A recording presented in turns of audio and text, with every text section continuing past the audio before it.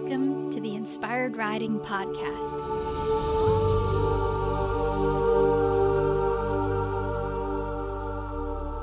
I'm your host, Beth Parrish. As a certified riding instructor, remote coach, and animal communicator, I bridge the gap between your inner and outer worlds as you strive to enhance all aspects of your riding.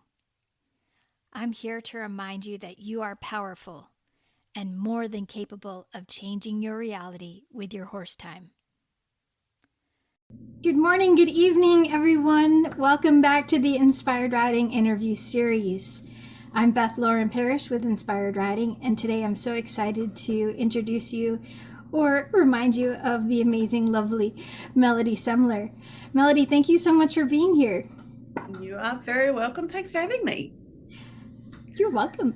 So, if you guys didn't know Melody, she is actually my equestrian entrepreneur business coach. We call her the unicorn coach. She is actually one of the most influential coaches I've had over the many years I've been building up my online business. I'm so appreciative of her and grateful that she pushed me to not only do all the things in my business to build my confidence and help my students, but she also, in your interest, helped me jump in and actually grow this group that we're in. So if it wasn't for Melody, we wouldn't be here right now. So I just wanted to acknowledge that and thank her again. So everybody, thank Melody for having this amazing, fun place to interact with. Yeah. Awesome. Okay, so there I go, just gushing about you. Let's start with a really fun question. If I were to hand you $10 million, what would be the first thing you would do? The first fun thing or the first thing?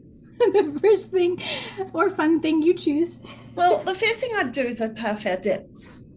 Yeah. But then the first fun thing I would do would be to fly over to your place and hang out with you guys for a little while. I love it. On a private jet. Yes. I don't know if I can afford that with 10 million. I have no idea how much. I mean, maybe I'd just rent it for a couple of days. You could probably rent it. There's a company called NetJets, and you can actually hire them to fly you. Well, and they even allow your pets. I'm coming over. So are the horses. So are the boys. Right on. And we're going to hang out at your place, but not if it's cold. Don't do cold. Right. So I would say spring or autumn would be the best times for us. Yeah. Good. Okay, so that's settled. I love it. Awesome. I'll let you know when I'm on the way. So let's see. When did you begin riding, and what was that experience like for you?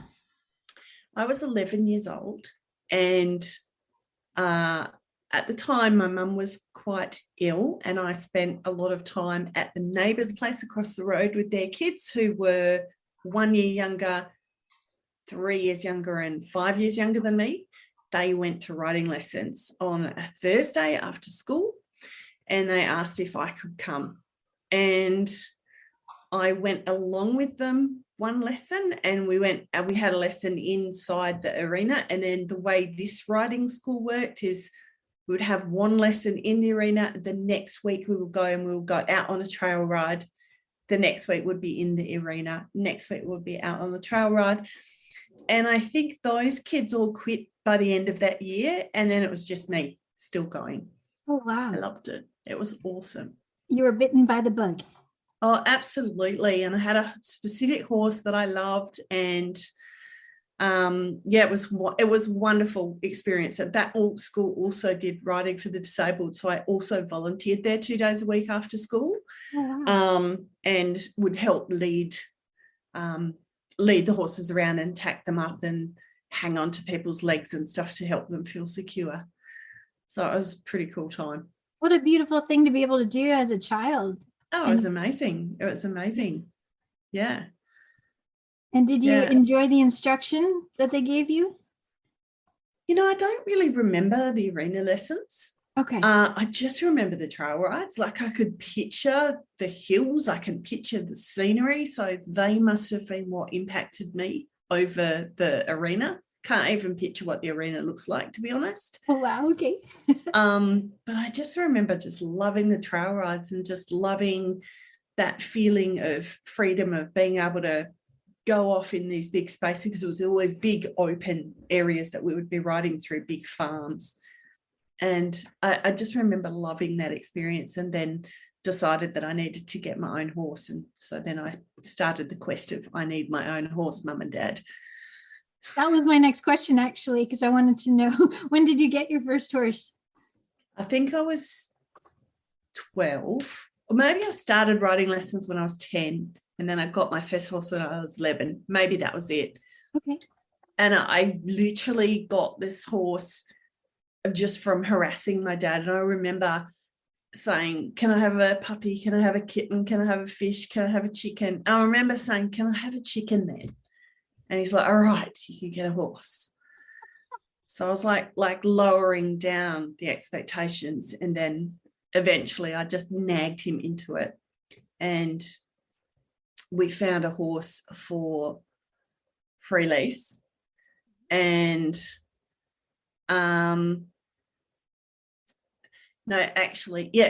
she was for free lease. And I was riding. I don't even know if I've even told you this story offline, but she was from a place that was about an hour and a half ride from our place. So my parents weren't horsey. We didn't have a trailer, didn't have a horse float, no way of transporting this horse. She was an ex-trotter. Wow. And I tonked around in the paddock at their place and just, we got talked into, this was the perfect horse for me. And so as I was riding her home, something went disastrously wrong. And I fell off. Didn't hurt myself, but I fell off.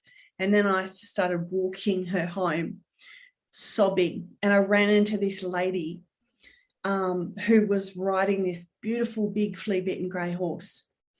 And she rescued me, got me home, and she popped me on this horse. His name was Pepper. And she popped me on Pepper, and she led, Twiggy was the other horse, and talked to Mum and Dad. And we decided to take that horse back, send it back. And I did ride it back. And then when I got back to the property that we bought her off, she was so naughty. She bolted and ran into a shed that had a low roof, and I put my arms up, so my arms got all hacked up, and I fell off and hurt myself then. And so that was the end of that walk. So literally we had her 2 days. And then the lady that had rescued me contacted my parents and said, would Melody like to have Pepper for a year or 2? Oh, wow. So Pepper came to live with me just by coincidentally bumping into me, sobbing, leading this horse that I hated already down the track. The angels were watching out for you, I think. Absolutely. Absolutely. And so, I yeah. didn't realize it was Pepper. How cool is that? Yeah. So my Pepper was a thoroughbred. He was about 16 hands, flea-bitten grey, dear, sweet horse. Dear, sweet horse. Yeah. That's beautiful. And is that woman still around? We lost touch with her within a couple of years, so I don't know. I didn't really have much to do with her, and in the end something sort of happened that sort of soured us a little. Okay. I was so in love with Pepper, and she had told Mum and Dad that we could buy him, and then she asked if just before we did that if she could take him for one last ride, and she didn't return him, and she decided she decided to keep him and not bring him back. He was her horse, but as you can imagine, from my parents' point of view, they had a very devastated child. Of course. I was really, really upset. You got so attached. Yeah. And he was a great horse, but he came into my life for a reason, so they definitely rescued me.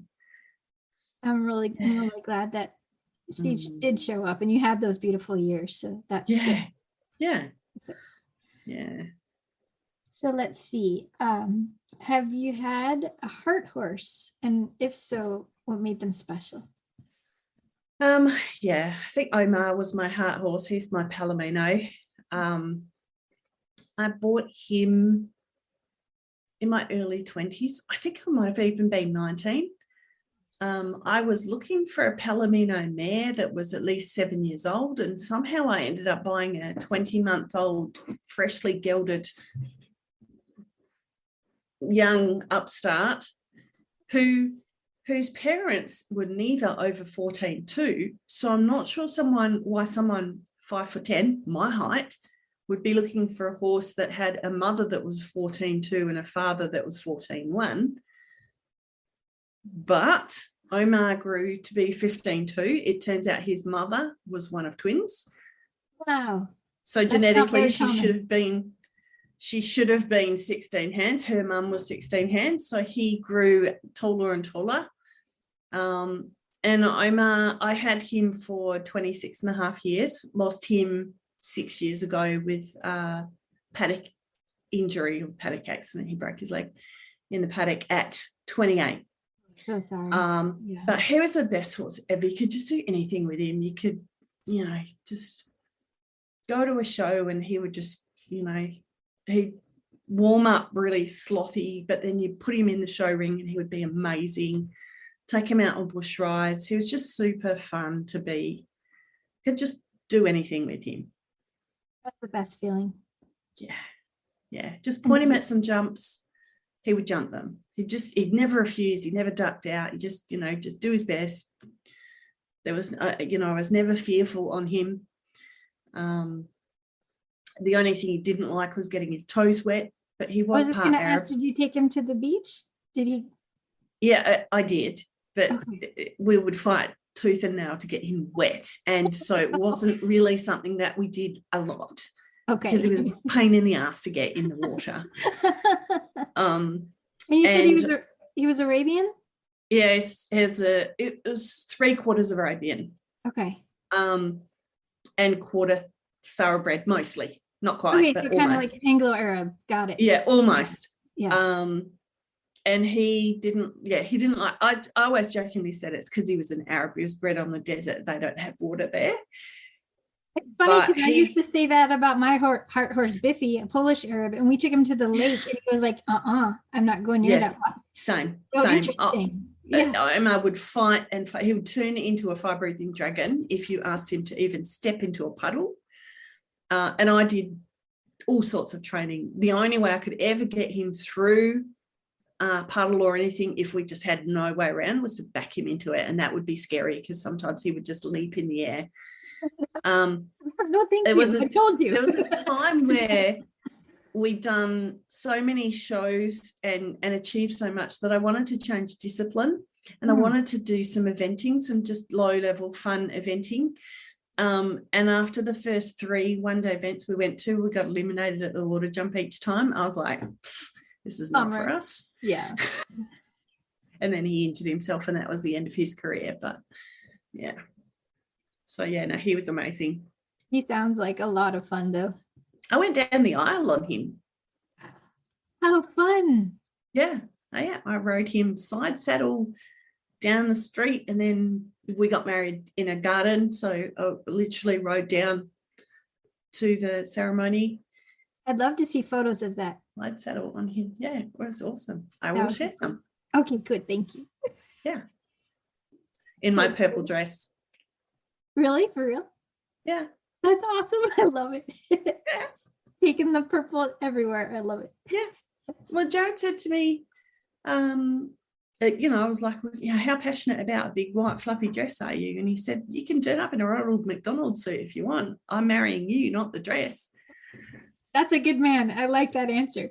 Yeah, I've decided to keep him. So I bought a purple dress. Oh my gosh. I can't wait to see this photo now. I'll pull it out. It's old. Yes. What's our 21st wedding anniversary this year? Wow, that's awesome. Yeah, we're about to hit 13 in March. 16 together, 13 married. So, yeah. Cool. It's weird. Time is wobbly. Yeah. Let's see. What's something that you wish you had known from the start of your horse journey?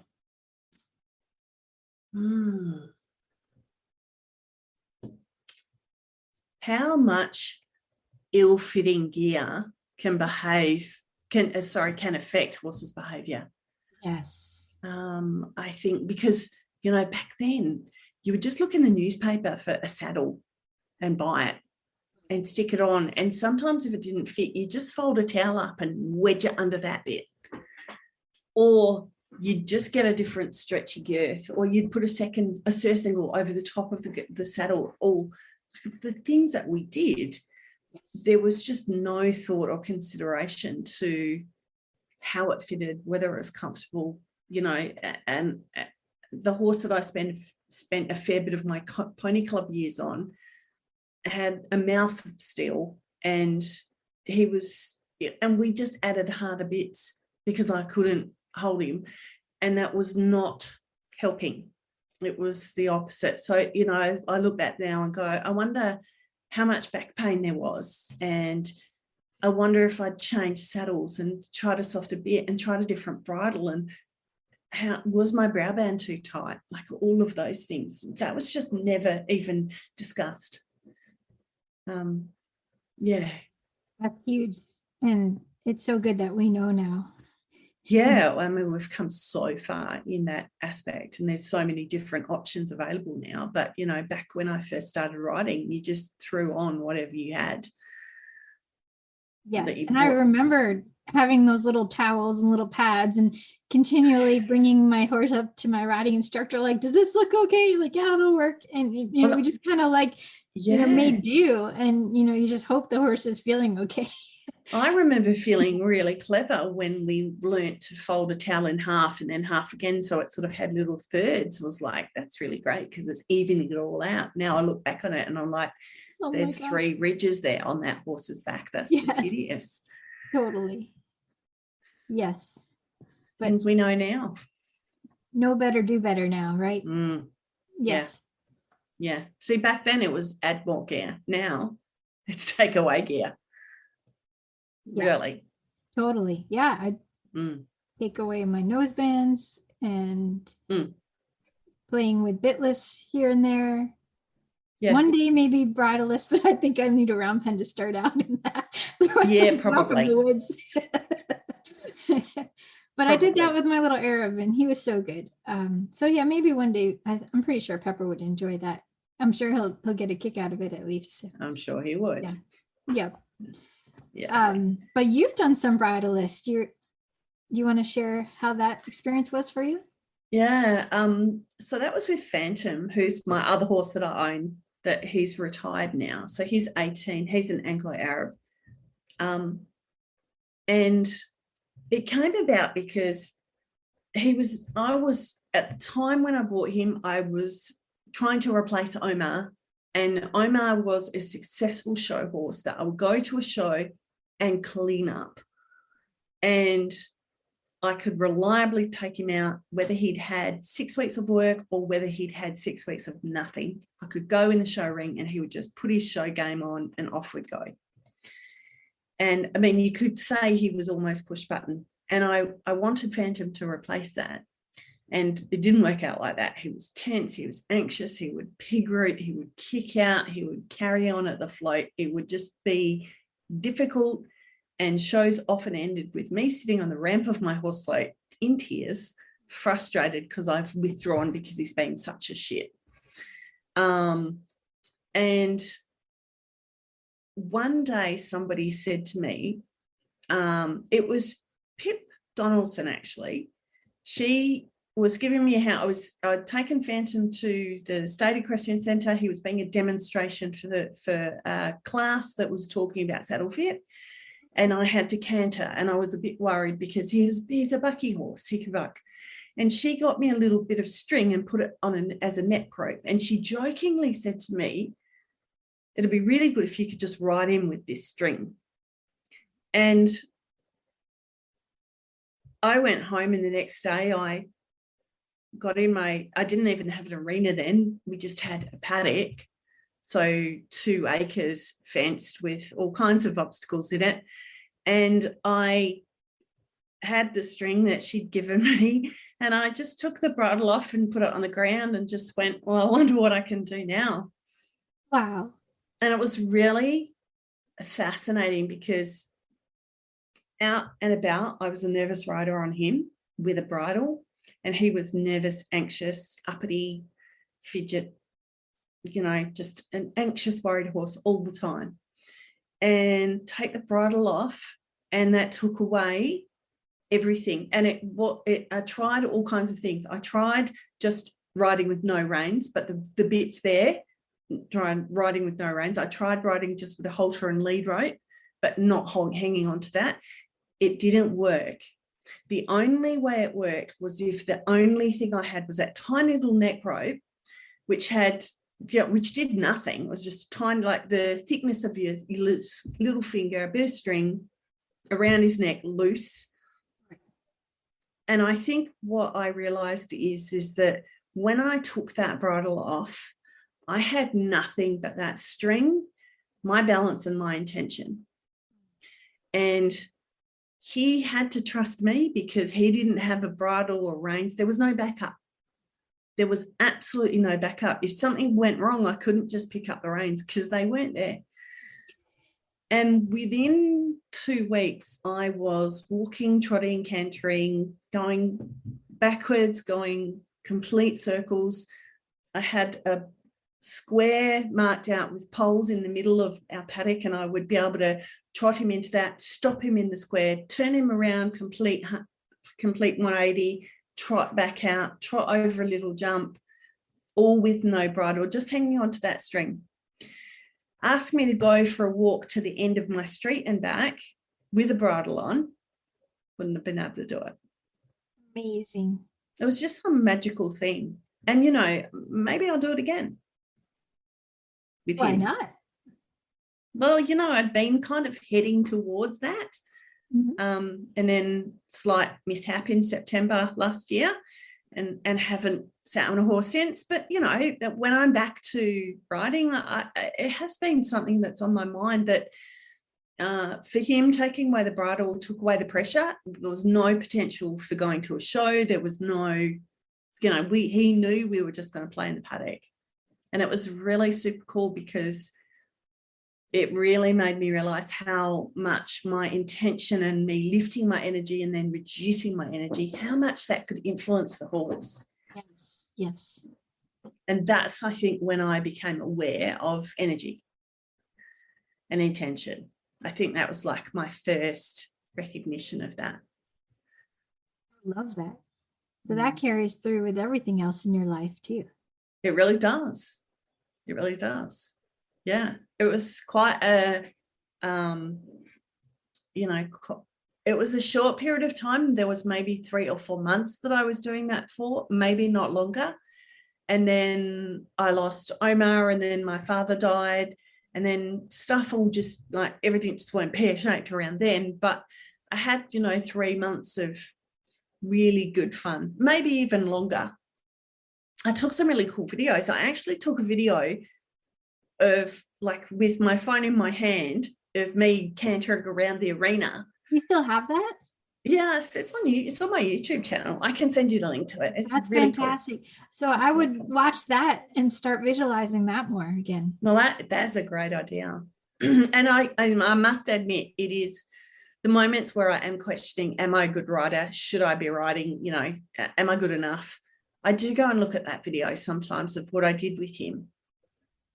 Because you are good enough. You're always good enough and more. Yeah, because it's a reminder, like, if I can do that with a horse that's, he's difficult.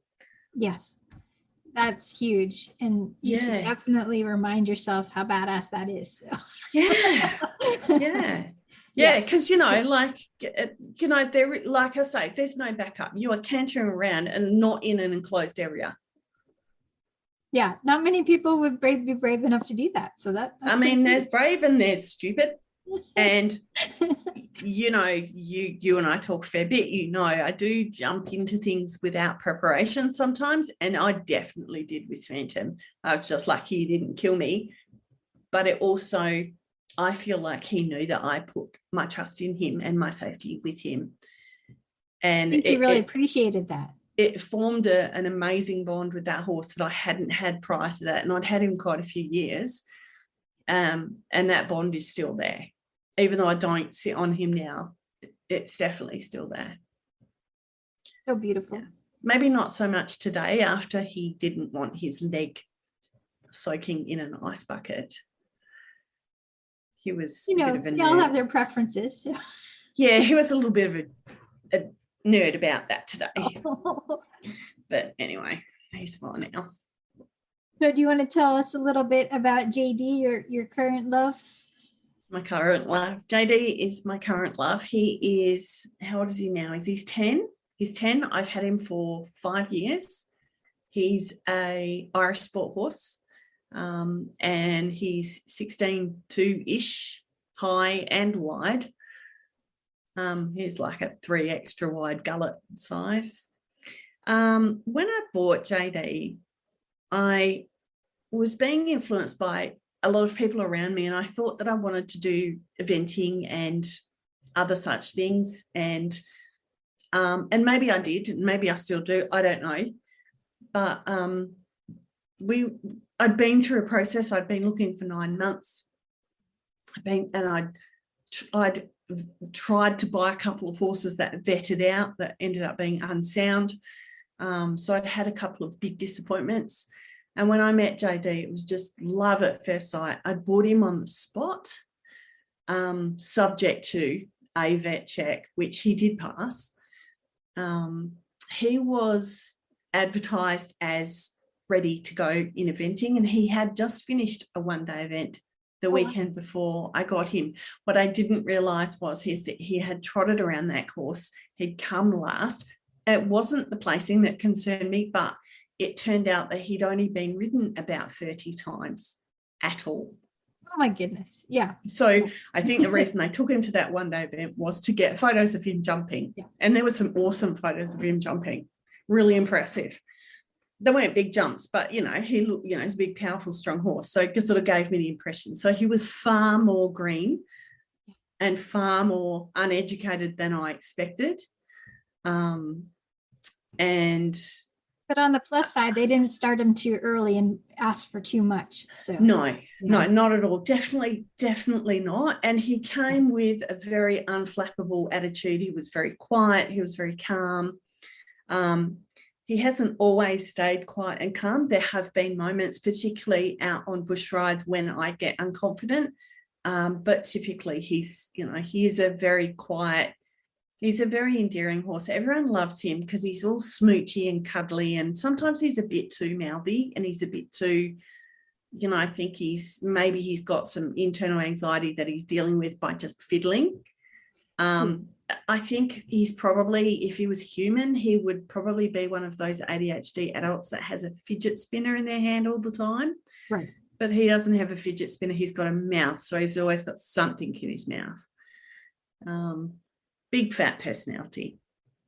So and he wants to be your new hairdresser. He wants to be my new hairdresser. He likes playing with my hair. He likes snotting on me. He likes licking me. But what I really love is when I come outside, because the horses live at home with us, when I come outside and he even hears the back door close, he calls out, no matter where he is in the paddock, any time of the day. And even sometimes if there's a lot of noise inside the house, he also does call out. So it's really beautiful. That's the sweetest thing. Yeah. It makes your heart just go burst when... I know, it makes me feel so loved. So fun. Yeah, Pepper does it occasionally, not every time. And when he does, I'd almost start crying because he sounds like a unicorn. He's got such a high-pitched whinny. I mean, I'm sure JD is actually calling out to say, come and bring me food, woman. But I mean, I jokingly say that. Like, he will often look up from a massive bale of hay that he's eating and just yell out to me. Aww. and he'll come over. So he's very much likes his human interaction, and if someone turns up in a car, he'll call out to them as well, like, "Hi, come over and see me." He likes to be the star. Yes, he likes to be the center of attention. Yeah, I totally get that. Oh my goodness. So let's see. If you had a magic wand, what would you change in the horse world? What would I change in the horse world? I would wave the wand over the entire world, and then every single person that has horses would suddenly be empowered to just do whatever they want, and they would feel confident enough. So every single person, so it'd just be one wave of my wand, but every single person is suddenly not going to be trying to compete with the friend down the street, not going to be trying to compete with their perception of what they thought they were going to be. And also every single person that puts that foot in that stirrup is going to feel super confident. I've got full-on chills. It's like, that's exactly what I want too. Well, can you just wave your wand and be done with it? I'm working on it. Because you do have a wand. I do have my wand right here. See? Yes. Empower everyone. Yes. Yes. Wouldn't that be great? Something in the water. We could put something in the water, or I don't know. You know, there's an app out there that people can actually download and get that feeling. That is true. That is true. That focus app. Check it out, you guys. Yep, it's awesome. I love it. I'm so glad. Thank you. Let's see. We're coming up towards the end. Is there anything else that I didn't ask you that you wanted to share? Oh, well, that's put me on the spot. No worries. Well, okay, yeah. Let's spill the beans. Tomorrow, I am taking JD to the beach. I am meeting a friend there, and I plan to get on him for the first time in 6 months because I fell off and broke my pelvis beginning of September last year. So tomorrow, all going to plan. He did have a fat leg today, so both horses had one hind leg, both really swollen. I've no idea what they did. His went down much better than Phantom's. I did all the things, soaked them in ice and gave them bute and put clay on and what have you, as long as his leg doesn't swell back up overnight, and then I'll be heading off first thing in the morning. So happy to take him you. to the beach. I can't wait. Yes. Yeah. Oh, yeah. I'll keep sending him love that his leg will feel 1,000 times better. So yeah, and it's really like being in the ocean wouldn't affect a swollen leg, but it's a long transport, so it's an hour and a quarter drive in both directions. So if there's any chance that will be uncomfortable, he's just had a slight nick on the leg, so I think it's just he's banged it and it's swollen up, but it was down considerably tonight. So hopefully tomorrow I'm going to sit on my horse. that would be so awesome. Oh my gosh. Yeah. And, you know, if he does decide that he can't remember what it feels like to be ridden and just try and eject me, I will just be in water. So I'll just fall. Yes, let's just focus on staying on him. Don't even think that way.